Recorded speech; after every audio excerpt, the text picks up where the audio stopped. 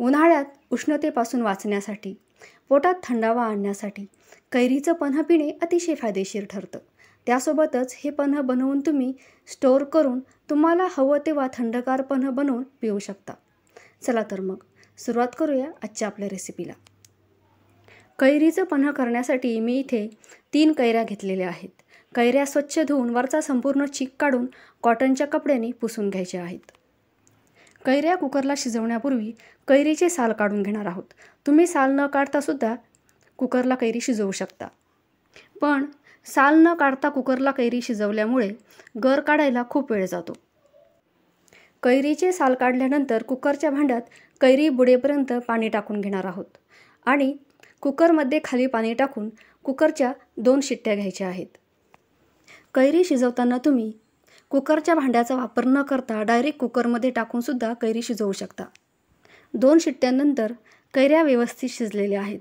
आता जर तुम्हाला कैरी जास्त प्रमाणात शिजलेली हवी असेल तर कुकरच्या 3 ते 4 शिट्ट्या घेणं गरजेचं आहे.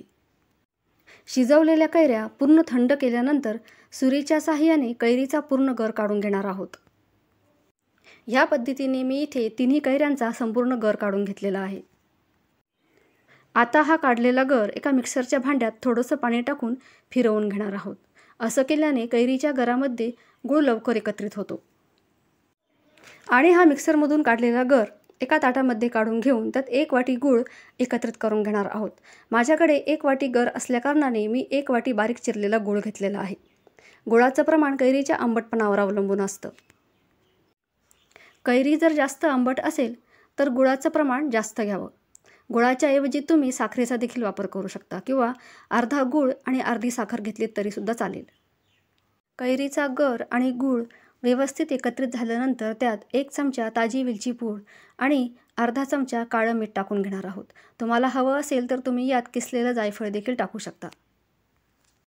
आणि आता हे एकत्रित केलेलं मिश्रण थोडं थोडं मिक्सरच्या भांड्यात टाकून मिक्सरला फिरवून घेणार आहोत. अशा प्रकारे कैरीचं पन्हं बनवण्यासाठीचं मिश्रण तयार आहे. एका हवाबंद काचेच्या बरणीत भरून 1 महिना स्टोअर करू शकता आणि हवं तेव्हा थंडगार पन्हं बनवू शकता. आता पन्हं बनवण्यासाठी एका छोट्या पातेल्यात किंवा तांब्यात तुम्हाला जेवढं पन्हं बनवायचं असेल तेवढं पाणी घ्यायचं. इथे मी 2 ग्लास थंड पाणी घेतलेलं आहे आणि 2 ग्लास पाण्यासाठी 4 चमचे कैरी आणि गुळाचं मिश्रण टाकून चमच्याने पाण्यामध्ये मिश्रण एकत्रित करून घ्यायचं आहे. असं केल्याने काय होतं तर मिश्रण तळाशी बसून राहत नाही, तर ते संपूर्ण पाण्यामध्ये व्यवस्थित एकत्रित होतं. ह्या पद्धतीने जर तुम्ही पन्हं बनवलं तर अतिशय सुंदर असं पन्हं तयार होईल.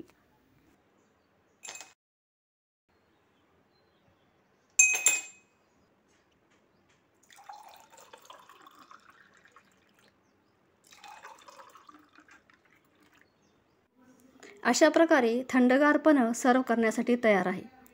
व्हिडिओ आवडला असेल तर लाईक करा आणि चॅनलला सबस्क्राईब करा. अशाच नवनवीन व्हिडिओसह पुन्हा भेटू. धन्यवाद.